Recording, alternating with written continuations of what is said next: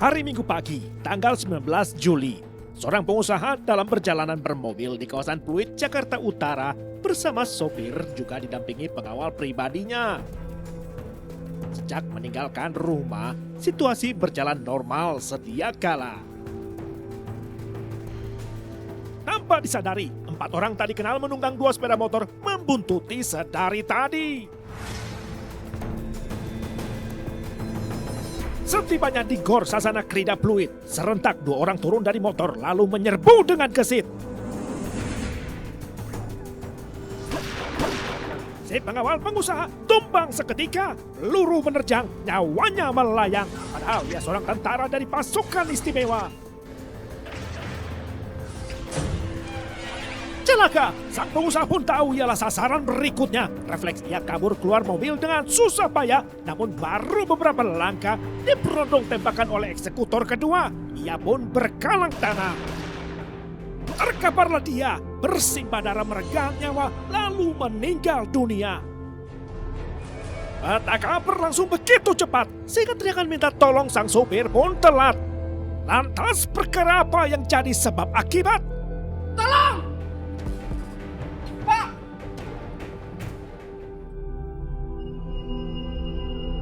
Identitas kedua korban penembakan yang mirip eksekusi ialah Sersan 2 edisi YEPSI. Korban pertama, prajurit Kopassus pengawal si pengusaha.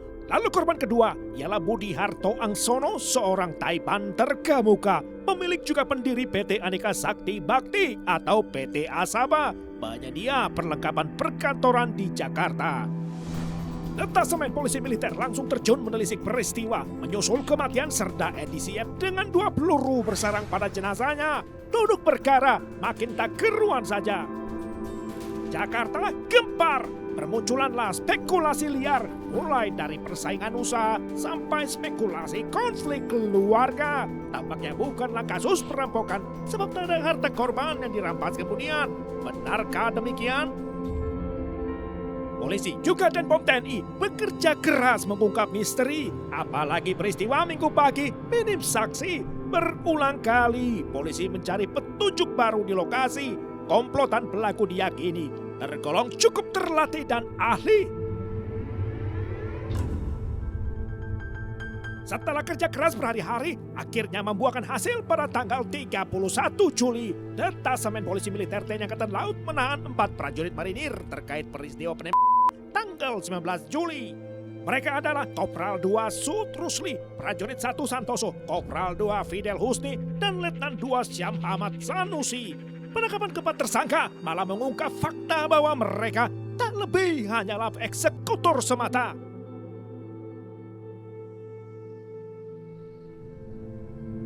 Dalam peristiwa ternyata Gunawan Santoso ialah mantan menantu Budi Harto Angsono, mantan suami Elis, anak kedua Budi Harto, serta merta menimbulkan tanda tanya, apa perkaranya?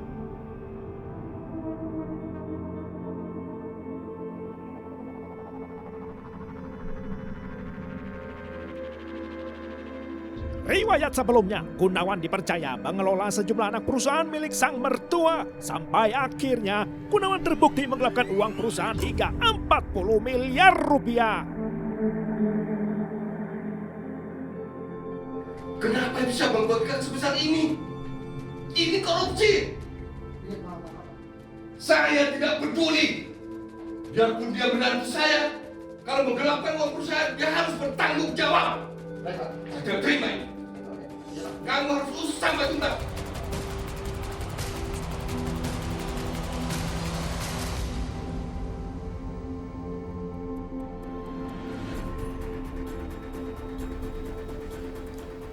Saudara terdakwa, Gunawan Santoso, Anda terbukti secara sah dan meyakinkan bersalah melakukan tindak pidana penggelapan uang sebesar 40 miliar rupiah. Pidana penjara 1 tahun 6 bulan menimpa Gunawan setelah dirinya dipecat dari perusahaan yang berlanjut pula dengan perceraian.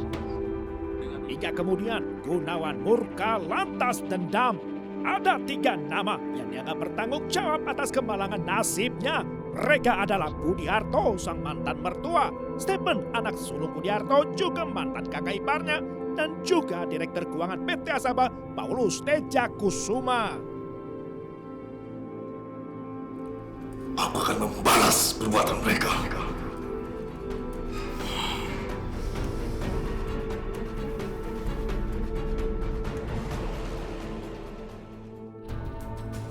Dendam yang mengakar di dalam penjara bertumbuh saat Gunawan mendekam di lapas kelas 1 Cipinang, Jakarta. Namun entah kenapa Gunawan dipindahkan ke Kuningan, Jawa Barat ke lapas kelas 2A. Di sana Gunawan alias Acin malah leluasa. Pada 15 Januari 2003, Gunawan berhasil kabur setelah berpura-pura sakit saat dibawa berobat oleh sipir penjara.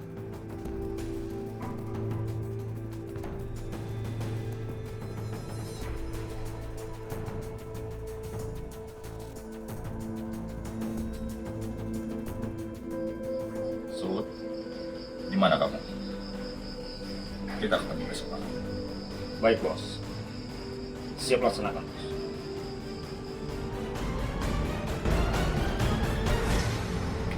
Di luar penjara, Gunawan memetik dendamnya. Ia menghubungi kenalan tentara yang menyanggupi menjadi pembunuh penjara demi imbalan. Dia dihabisi. Siap. Laksanakan perintah.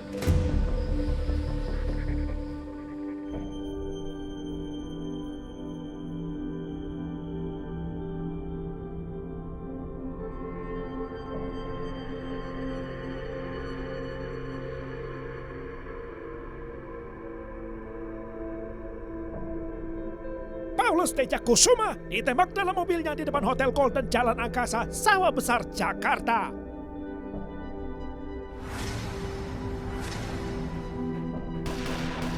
Tiga peluru menerjang, nyawa Paulus meregang. Situasi mendadak kalut, namun Paulus berhasil luput dari maut. Nyawanya tertolong kemudian setelah melewati masa kritis di ranjang perawatan.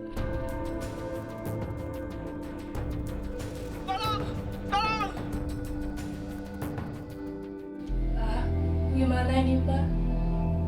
Ternyata saya curiga dengan ancaman Gunawan. Percobaan pembunuhan terhadap Paulus Tejakusuma membuat keluarga Budi Harto cemas serta pasang waspada. Sang Taipan kemudian menyewa jasa pengawalan 7 tentara untuk mengawal dirinya, istri juga anak-anaknya. Halo, ya.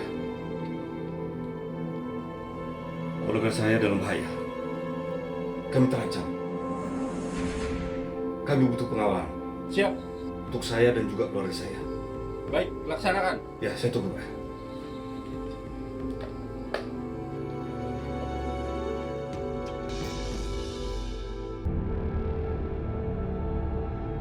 Walau sudah dikawal tentara, namun takdir berkata berbeda.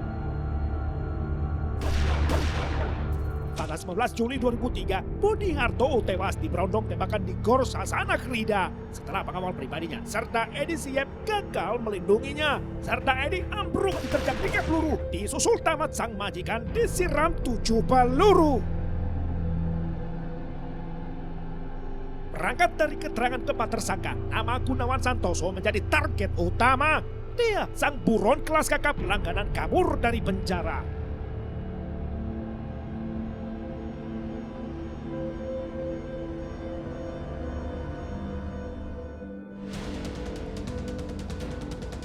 Tim buru sergap sempat kesulitan melacak keberadaannya lantaran modus operandi Gunawan selalu tinggal berpindah-pindah.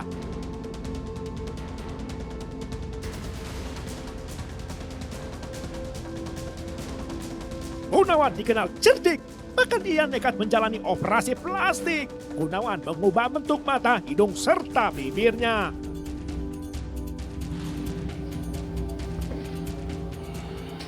Jadi gimana, Dok? Wajah saya sudah berubah. Secara keseluruhan bentuk muka Bapak sudah berubah. Penyatuan kulitnya juga bagus, Pak. Kalau Bapak mau lihat perubahan, silakan.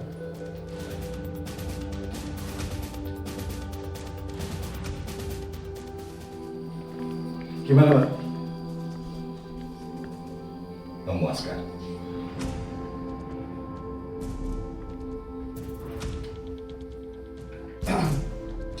Saya kasih resep ya, Pak ya?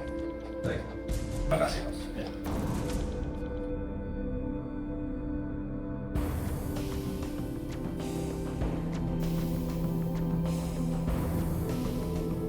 Sampai akhirnya tanggal 12 September 2003, ia disergap tim reserse Polda Metro Jaya di lantai bawah area parkir Gria Kemayoran di Jalan Industri, Jakarta.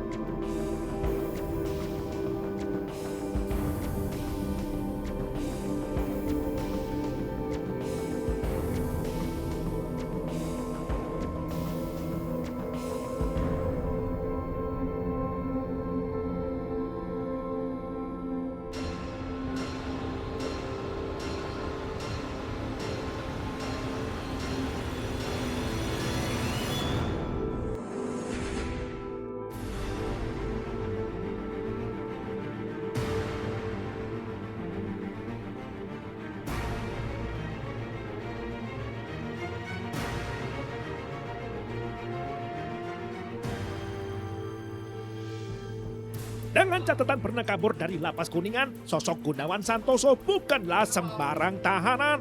Dengan segala cara, Gunawan tetap berusaha lari dari terali kurungan. Seolah tak habis akalnya, Gunawan tak pernah jera. Momen kabur itu kembali dimanfaatkannya pada tanggal 30 Maret 2004 saat ia dibawa dari rutan menuju Pengadilan Negeri Jakarta Utara. Setelah perjalanan, tiba-tiba Gunawan mengeluarkan pistol jenis Beretta Gardone dari pinggangnya, lalu menodong 3 petugas kejaksaan yang menjaga. Jangan bergerak! Jangan bergerak! Jangan tembak! Cepat pukul tangan kaki kalian! Cepat! Di bawah todongan pistol Gunawan, para petugas kejaksaan terpaksa mengikuti perintah untuk memborgol sendiri kaki dan tangan. Tak ada yang berani melawan, sebab nyawa yang jadi bayaran.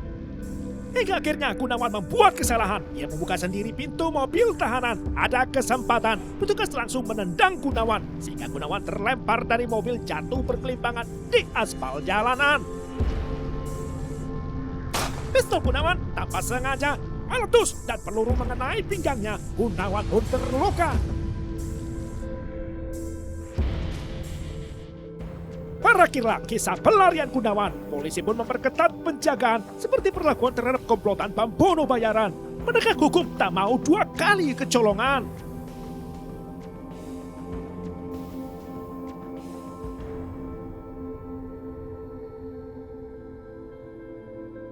Bagi Gunawan Santoso, Kamis 24 Juni 2004 mirip-mirip hari kiamat. Ketika Majelis Pengadilan Negeri Jakarta Utara menyatakan terdakwa terbukti bersalah mendalangi pembunuhan Budi Artono sang mantan mertua.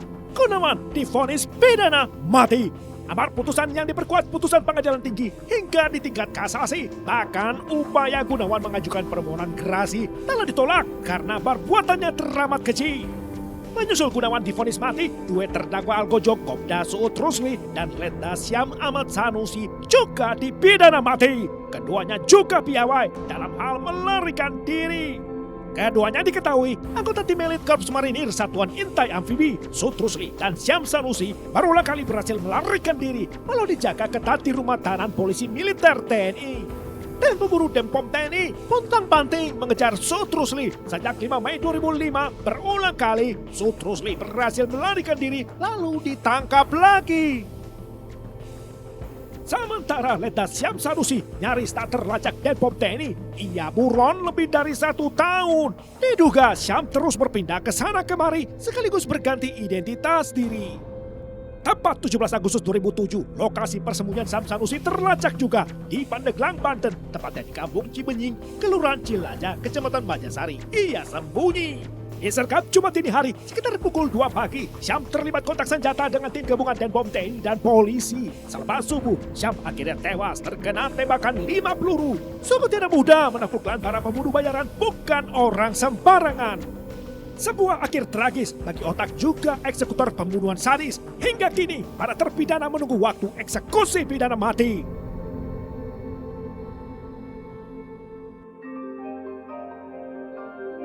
Bermula dari skandal asmara ketika seorang pemuda jatuh cinta. Hanya saja, cinta berlabuh pada wanita bersuami dan sang pemuda ternyata juga telah beristri. ialah Permadi Dian Picaksono, 30 tahun, bermain cinta terlarang dengan Nurtavia alias Ahun, istri bos tembakau Cheong Bun Siong alias Ko Abun. Perselingkuhan sudah berlangsung lebih dari 2 tahun. Cerita bermula dari peran sekretaris Ko Abun, Ayu Dewi, yang menautkan sejoli. Ayu Dewi adalah kawan karib Permadi. Sejak terjalin berkenalan, Permadi dan Nurtavia saling bertukar pikiran hingga makin akrab sampai pacaran. Alasan Nurtavia berselingkuh karena suaminya seringkali menuduh-nuduh sehingga lambat laun ia merasa jenuh. Sedangkan Brigadir Polisi Permadi juga punya alasannya sendiri. Permadi sudah lama menikah, namun istri dan anaknya menetap di Klaten, Jawa Tengah. Ia dan keluarga terpisah kota. Alhasil, di kamar kosnya, Permadi dan Nurtavia melampiaskan syahwat bercinta. Sejoli berzina, semau mereka. Mana aja sih mas, kalau mau banget pulangnya. Aku sampai bosen kalau nungguin di sini. Ini tadi aku tuh harus nungguin juga sama aku. Tapi kan sekarang aku ada di sini, ya.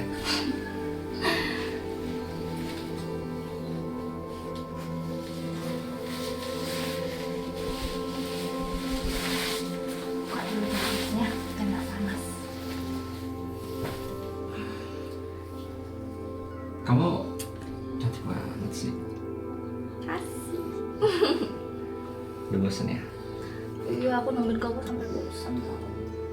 Udah, kalau kamu udah bosan, dengan sekarang kita ngelakuin yang enak-enak yuk. Mau?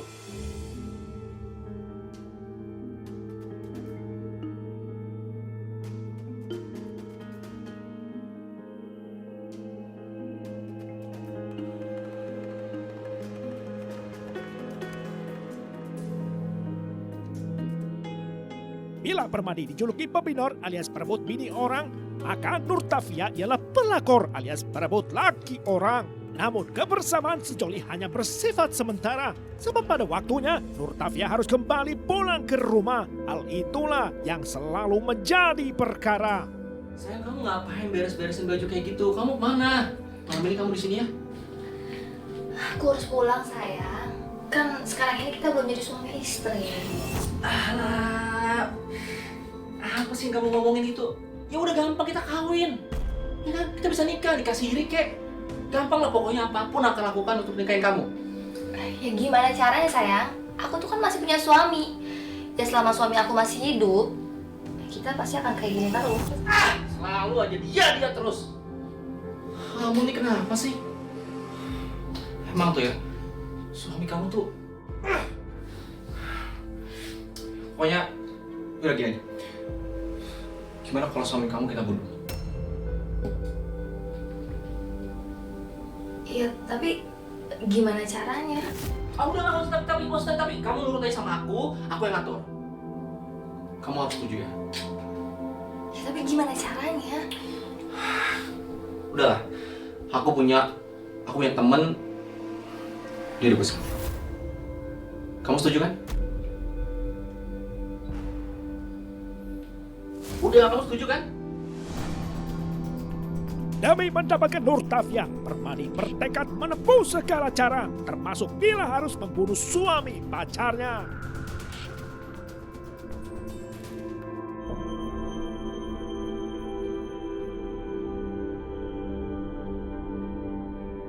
Nurtavia alias Ahun merupakan istri muda Cheong Bun Siong alias Ko Abun. Pernikahan mereka sudah menjejak usia 9 tahun. Cara pertama, Permadi mengirim teluh guna-guna. Namun setelah dia mati Nurtavia, Ko Abun sama sekali tak memperlihatkan apapun gejala.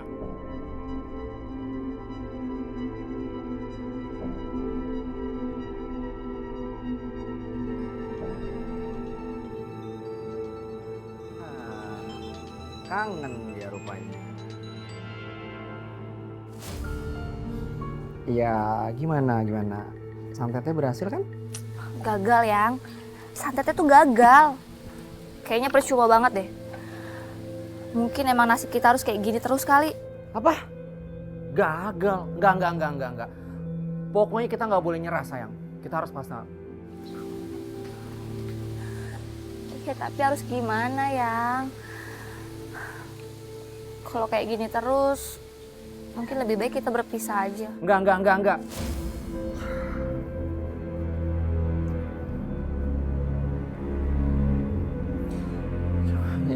Tunggu.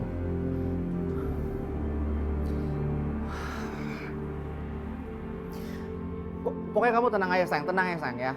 Kamu gak usah ngomong kayak gitu sayang. Aku bakal usahain semuanya ya. Gimana pun caranya, aku harus kalau Abun harus mati. Ya udahlah, terserah kamu aja.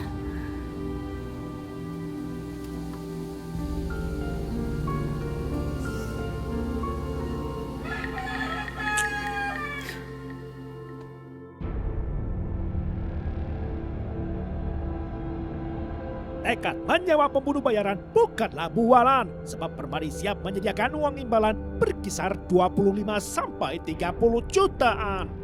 Adalah Wiji, pekerja serabutan teman Permadi. Wiji kena diiming-imingi. Ya udah. Makasih ya, Ji. Iya. Duduk, Ji. Oh, iya Mas. Gini, Ji. Kamu lagi ngerjain apa sekarang, Ji? Sekarang lagi kosong aja, Mas. Kalau ada kerjaan apa aja, saya ambil. Oh. Gini, Ji. Saya itu lagi nyari orang sing sanggup mateni orang. Kalau pekerjaan itu saya kasih kamu, sanggup gak, Ji?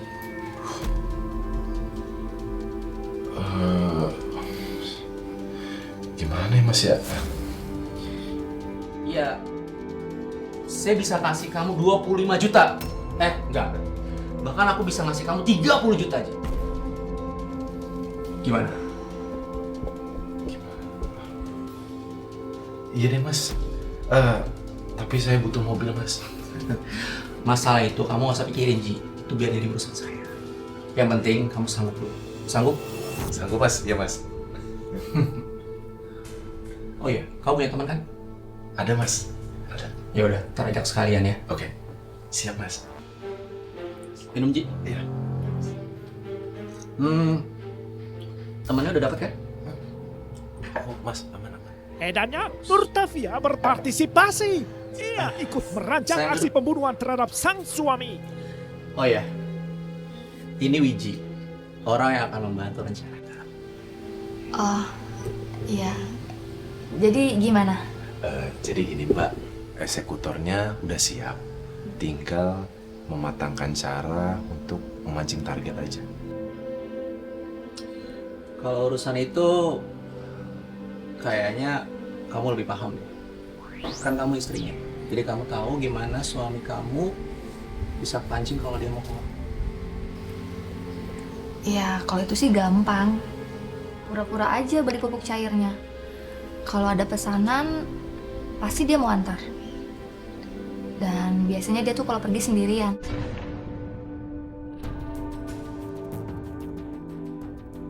Rencana aksi mulai dimainkan. Wiji mulai menebar umpan untuk memancing korban mau mengantar pesanan ke lokasi yang ditentukan. Wiji mengenalkan dirinya ke Ko Abon sebagai pengusaha yang senang mencari mitra. Harus ngantar ke sana. Tuh, ayolah diantar Ko Abun. Saya pesan 10 lagi deh. Tapi diantar ya. Berarti pesanannya tambah 10 lagi ya? Jadi semuanya 1 dus. Oke, saya antar ke sana. Ya, makasih. Mau diantar kemana? Iya, antar ke desa Ngimbrangko. Nanti ketemu di jalan Kecamatan Bulu aja. Oke, siap. Ya, terima kasih. Ya, nanti saya antar sekitar habis maghrib lah. Oke, siap bos. Ya, makasih.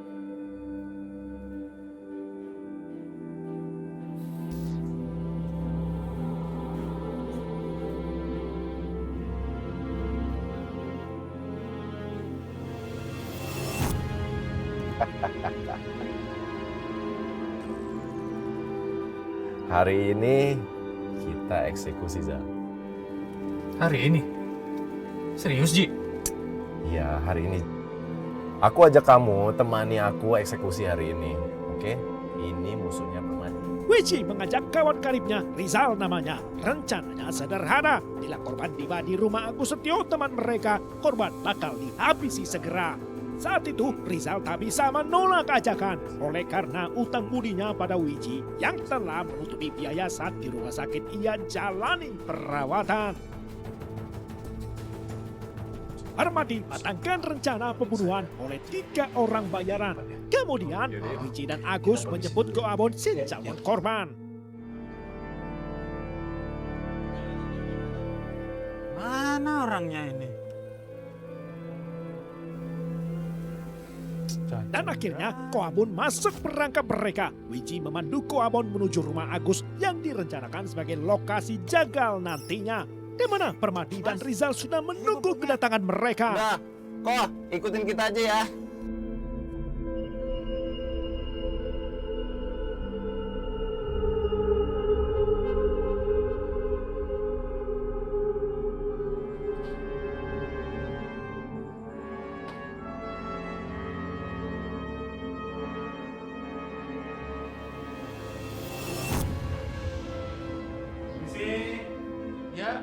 Ya. Kok, masuk kok. Silakan duduk kok. Ini pesanannya. Kualitas terbaik.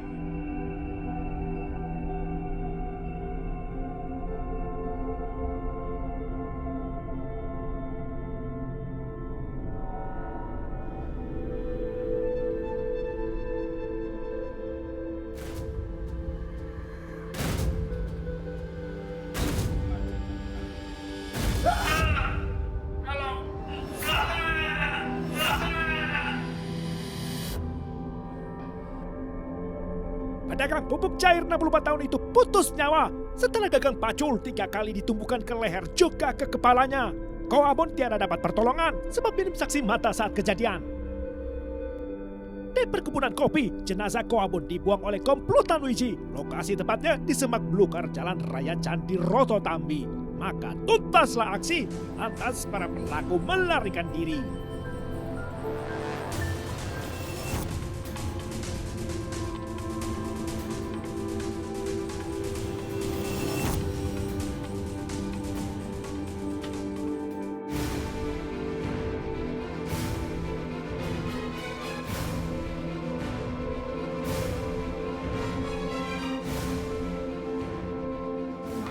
Apa ibu istri atau saudaranya Bapak Cio Bunsyo?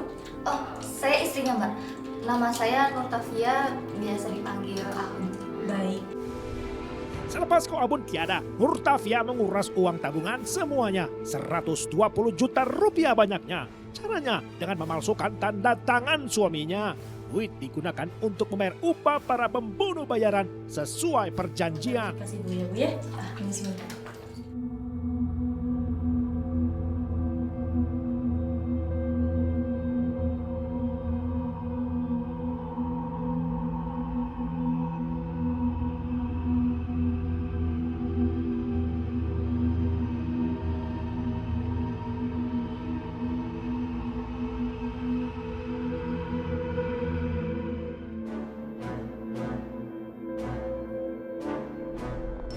Duit penjagaan pun dibagi-bagi, upah aksi Rajapati.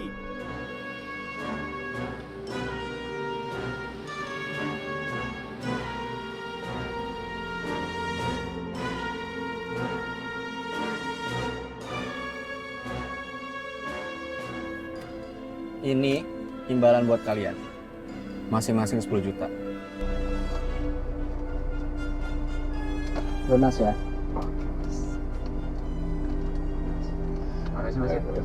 Terima kasih ya, Mas. Ya.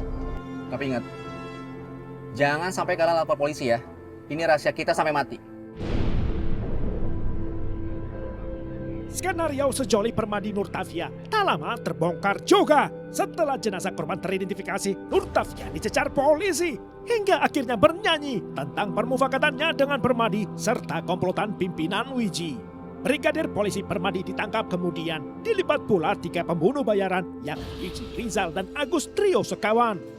Pada kasus Budiarto Angsono, 4 oknum tentara menjadi eksekutor pembunuh pengusaha dan seorang pengawalnya yang notabene juga serdadu berkemampuan utama. Pada kasus kedua, seorang oknum polisi disetir menggebunya cinta terhadap istri orang. Lantas ia menjadi otak pembunuhan suami pacar gelapnya.